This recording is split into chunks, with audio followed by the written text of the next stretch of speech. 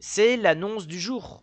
Pérez a annoncé au vestiaire du Real Madrid en personne que Kylian Mbappé rejoindrait la Casablanca en fin de saison. On y est les amis. C'est la source de Foot Mercato qui l'a annoncé. Ça a été repris par plusieurs médias, plusieurs journalistes européens. Santi Aouna, qui était donc le premier à avoir annoncé qu'Mbappé rejoindrait le Real Madrid, c'était le 7 janvier de mémoire. Il a annoncé ça ce matin. Donc, ouais, ben c'est fait. On va assister à un transfert générationnel. Il y aura plein de questions évidemment à se poser. Est-ce que c'était l'homme idéal alors qu'Haaland était également disponible sur le marché cet été?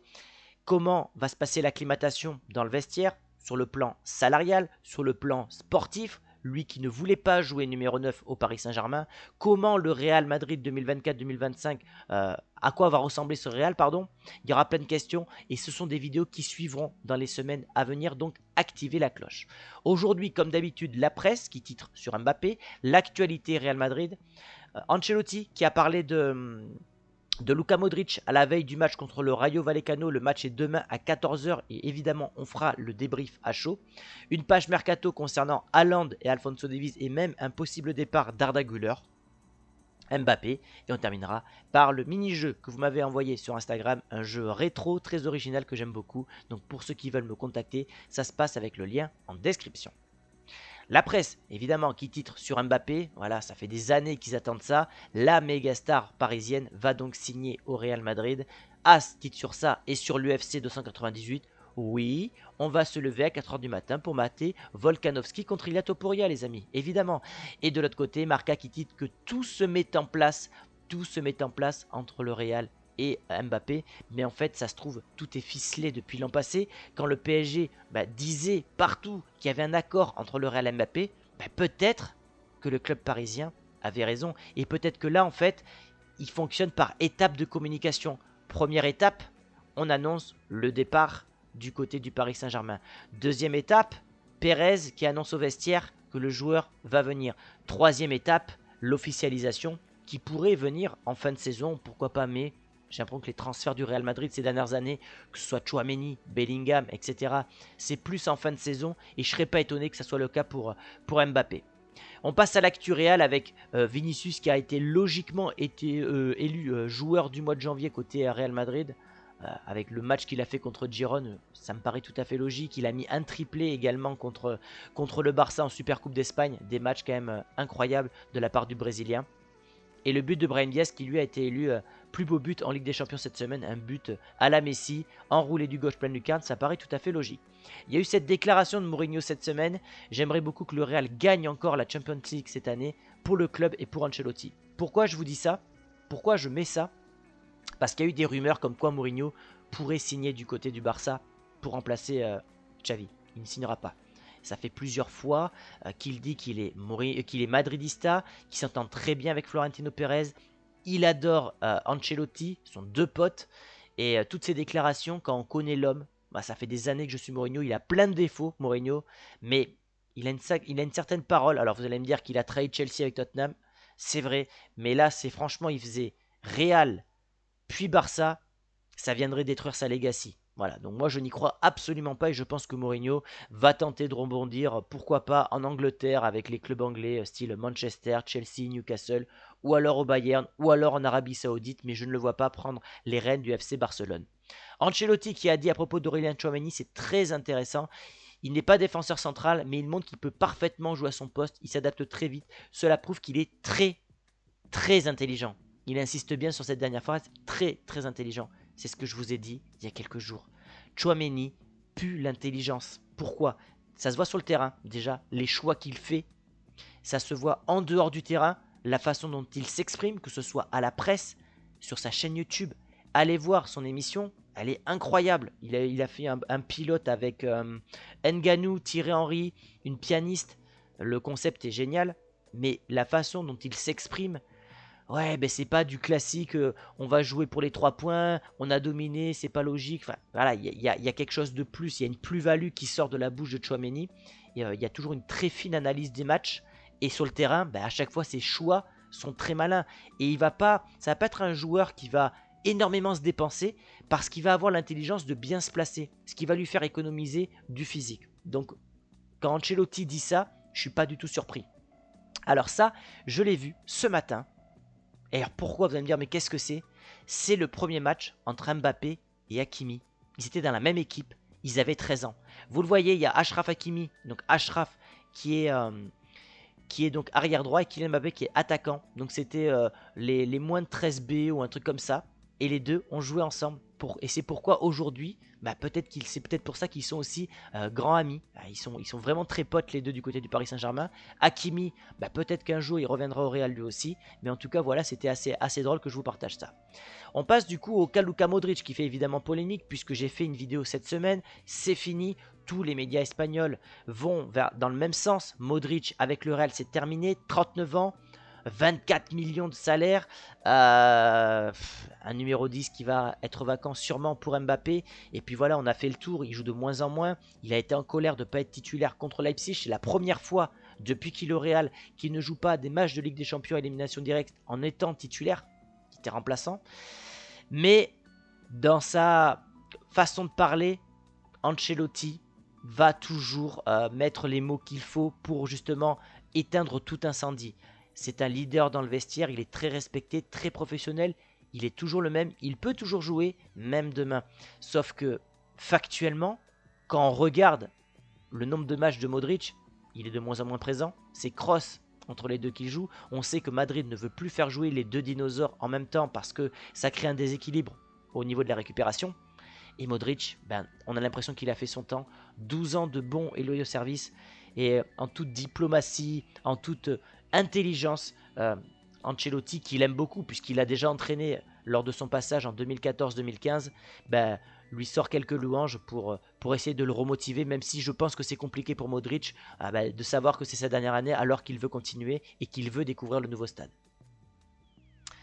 À page mercato maintenant, un prêt pour Arda Güler est une option de plus en plus probable pour l'année prochaine. Relevo qui nous annonce ça, Relevo qui est un média plutôt bien renseigné concernant l'actualité du Real Madrid.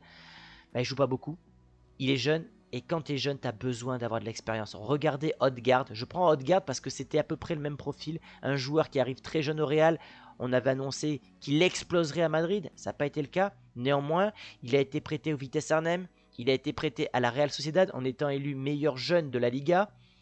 Il revient à Madrid, il se rend compte qu'il n'aura pas tant de jeu parce qu'il y a Casemiro, Kroos, Modric devant lui. Il décide de partir du côté d'Arsenal, il est capitaine. Donc en fait, c'est peut-être lui qui avait fait le bon choix parce que quand tu es très jeune, tu as besoin de jouer. Tu as besoin de jouer parce que si c'est pas quand tu es jeune que tu joues, c'est pas à 35 ans que tu vas jouer. Regardez Luka Modric aujourd'hui. Donc il a raison. Je ne sais pas si c'est un choix du Turc ou un choix du club ou un choix des deux parties, mais en tout cas, pour sa progression, pour le Real Madrid, pour le joueur, je pense que c'est mieux pour lui qu'il parte. On parle potentiellement d'un départ pour le Milan, ce qui serait une belle option quand on voit les progrès qu'a fait par exemple un Brahim Diaz. Luis Campos revient à nouveau dans les bureaux du Real Madrid. Il était déjà dans le viseur il y a 2 ans. Il était très proche de rejoindre le Real Madrid. Et sauf que là, il pourrait rejoindre le Real cet été. À voir. On sait qu'il est très proche de Kylian Mbappé. Je pense que je ferai une vidéo à ce sujet lorsqu'il signera. J'ai pas envie de m'étendre là parce que j'ai pas trop d'avis aujourd'hui. Je sais pas quelle sera la politique du Real Madrid que je trouve très correcte depuis des années. Et je sais pas en fait quelle serait la plus-value d'un Luis Campos. Sachant que lui, il aime bien acheter des jeunes, des fois méconnus, pour les faire progresser. C'est pas trop la politique du club, j'ai l'impression, donc à voir. Kylian Mbappé, c'est une info de Santi Aouna, voilà, et c'est lui qui avait donc sorti l'info le 7 janvier, c'est ça, comme quoi il allait rejoindre le Real Madrid, un accord a été trouvé ces derniers jours. Page mercato toujours avec Haaland qui est toujours envisageable, malgré l'arrivée d'Mbappé. Perez veut les deux, il n'a pas signé Harry Kane l'été dernier à cause du Norvégien. Pour le coup, j'y crois pas beaucoup, parce que j'ai du mal à imaginer Rodrigo, Vinicius, Bellingham, Mbappé, Haaland. La signature d'Mbappé met fin, selon moi, au feuilleton Haaland. Tu ne pourras pas avoir les deux. Ce sont les deux mégastars du foot de l'après Ronaldo Messi. Les deux ne joueront pas dans la même écurie. En tout cas, je n'y crois pas du tout. Il est très heureux à City. S'il avait pu venir au Real, peut-être qu'il l'aurait fait. Mais en étant le chef de cette attaque, il ne partagera pas le gâteau avec Kylian Mbappé. J'ai du mal à croire à l'info qui nous vient de la serre. On passe donc au dossier Mbappé. Première étape, il a donc annoncé son départ à la direction, puis il a annoncé son départ à ses coéquipiers. Info, Fabrice Hawkins, ça a été l'homme qui a sorti, d'RMC qui a sorti l'info, c'était donc la semaine dernière. Donc ok, c'était par étapes. Et là, on apprend aujourd'hui donc par Santi Aouna de Foot Mercato, comme je vous l'ai dit tout à l'heure, que Florentino Pérez a annoncé à l'équipe la signature de Kylian Mbappé. Alors, on voyait Tchouaméni qui mettait sur internet les popcorn. On voyait Vinicius et Rodrigo qui disaient dans la presse qu'ils aimeraient jouer avec Kylian Mbappé. C'était des appels du pied. Je sais que Bellingham, lui, préférait Haaland parce qu'ils ont joué ensemble du côté de Dortmund. Ils s'envoyaient parfois des messages. Mais voilà, c'est fait. C'est pas officiel puisque le Real ne l'a pas annoncé officiellement sur ses réseaux sociaux et sur son site internet. Mais voilà, tout est bouclé pour que Florentino Pérez en personne, si l'on en croit Santiago, l'annonce au vestiaire. Je ne pense pas que le président prendrait ce risque incroyable en termes d'image vis-à-vis de sa personne, vis-à-vis du Real Madrid. Imaginez une deuxième clim à la 2022. Bref, c'est fait, c'est incroyable. Mbappé va donc signer au Real Madrid. Il y aura plein de choses à dire, comme j'ai dit en début de vidéo. Est-ce qu'on va retourner à un 4-3-3? Est-ce qu'on va garder ce 4-4-2 et mettre Rodrigo sur le banc? Ça peut être une possibilité aussi avec un Bellingham dans ce poste-là, un Vinicius et un Mbappé en pointe. Ou alors on retrouve le 4-3-3 historique, légendaire du Real Madrid avec un milieu à 3. Mais là pareil, tu sacrifies un milieu de terrain, tu sacrifies qui? Kroos, Valverde, Tchouaméni, Camavinga. Ce sont des problèmes de riches. Tu vas avoir un effectif de 17-18 joueurs l'année prochaine. C'est grâce à ça, grâce à cette quantité que tu pourras jouer sur tous les tableaux. Mais en tout cas, Mbappé, voilà, c'est fait quoi. Ça va changer plein de choses. Aujourd'hui, on nous annonce également que visiblement, en termes de salaire, le Real veut une harmonie. Ne veut pas que l'arrivée d'Mbappé fasse office de bombe dans le vestiaire en termes de salaire et fasse exploser les Bellingham et les Vinicius. Visiblement, il va toucher le même salaire que Vinicius, le même salaire que Bellingham, donc un effort financier énorme fait par le Français. Il touchera en plus une prime à la signature, qu'il touchera donc soit en un seul coup, donc 130 millions d'euros, soit étalé sur 5 ans, donc vous divisez la prime sur 5 ans, qui sera rajoutée à son salaire. On devrait avoisiner les 40 à 50 millions d'euros pour Mbappé, mais pas d'indemnité de transfert donnée au PSG. Énorme avantage parce que tu ne renforces pas directement un concurrent direct à la Ligue des Champions et tu fais donc échec et mat. Tu prends leurs meilleurs joueurs, tu te renforces énormément pour les années futures, eux tu les affaiblis, mais en plus tu ne leur donnes pas d'argent. C'est échec et mat signé Florentino Pérez. Vinicius ne lâchera pas le numéro 7. Il restera deux options pour Mbappé. Le 9 laissé vacant par Benzema. Je rappelle que c'est la première fois dans l'histoire du Real Madrid qu'aucun joueur du Real porte le numéro 9. Et c'est pourquoi l'année dernière d'ailleurs on avait fait des vidéos à ce sujet-là. Et c'est pourquoi je croyais qu'il allait signer l'été dernier à cause de ce numéro 9 vacant. Ou le 10 laissé par Luka Modric s'il s'en va. Eh bien je vais vous dire quelque chose. Moi je pense qu'Mbappé aura le numéro 10. Comme en équipe de France. Voilà. Et je pense que le numéro 9, il sera attribué à Hendrik. Parce que oui, on l'a oublié, mais Hendrik arrive en juin. D'où le potentiel départ d'Arda Güler. On va avoir l'an prochain une équipe d'Avengers. Je ne sais pas si on réalise. Ça, c'est la potentielle attaque du Real. Enfin, c'est même pas la potentielle. Ça sera l'attaque du Real. Bellingham qui est à droite, numéro 10. Potentiellement 3 attaquants. Alors, un milieu offensif gauche, un milieu offensif droit et une pointe Mbappé. Ça pourrait être un 4-2-3-1.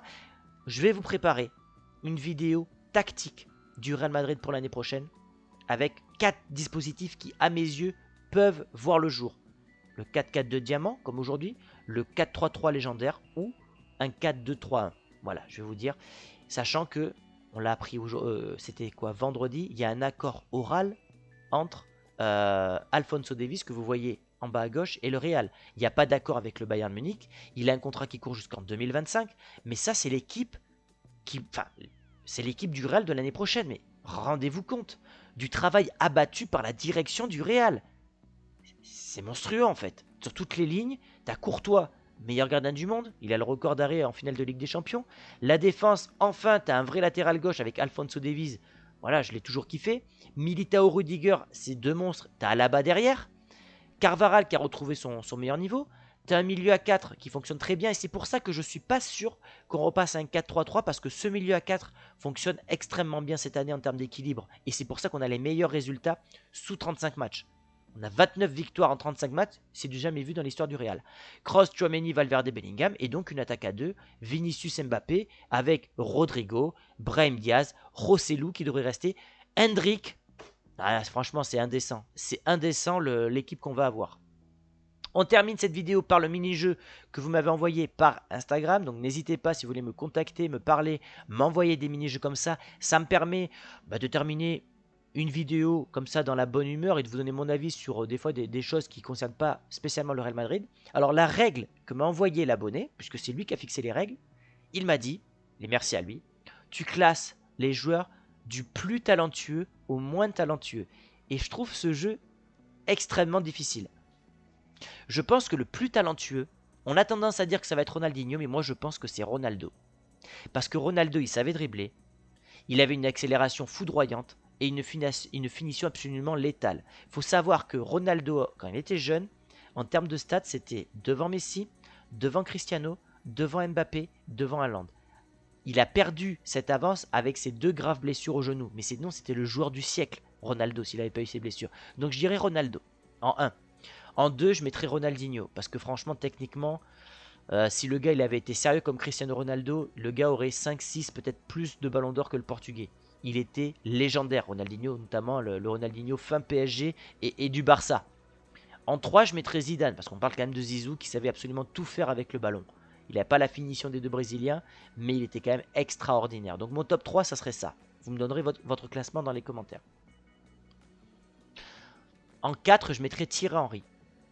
Parce qu'il savait dribbler, il avait une superbe finition, il était très adroit, notamment les reprises de volée, les intérieurs du pied et tout. En 4, je mettrais Figo. Et en 5, je mettrais Figo. Et en 6, je mettrais Beckham. Beckham, vous allez me dire, techniquement, c'est très fort, hein, les coups de pied arrêtés, les transversales. Mais j'ai l'impression que Figo, il avait une palette plus complète. Voilà pour mon classement des joueurs les plus talentueux, au moins talentueux. Évidemment, hein, quand je mets Beckham dernier, c'est un joueur hyper talentueux. Mais parmi ce gratin de joueurs hors du commun, pour moi, il est dernier. Voilà les amis pour cette vidéo, j'espère que ça vous a plu. C'était le sujet, Florentino Pérez a annoncé l'arrivée d'Mbappé. C'est incroyable, je suis hyper content. Pourquoi? Parce que je me suis refait aussi un avis sur Mbappé. Je me suis refait un avis, je vois qu'il a énormément progressé dans ce rôle de numéro 9 cette année. Je vois qu'il a fait énormément d'efforts financiers sur le salaire en étant à égalité potentiellement avec Vinicius et Bellingham.